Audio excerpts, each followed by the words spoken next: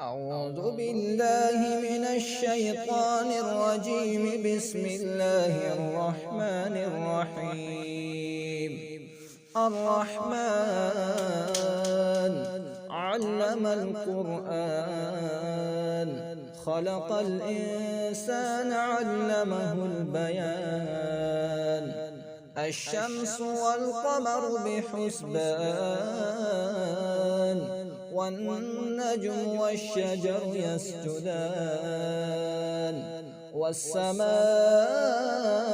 رفعها ووضع الميزان، ألا تطغوا في الميزان، وأقيموا الوزن بالقسط ولا تخسروا الميزان. والأرض وضعها للأنام، فيها فاكهة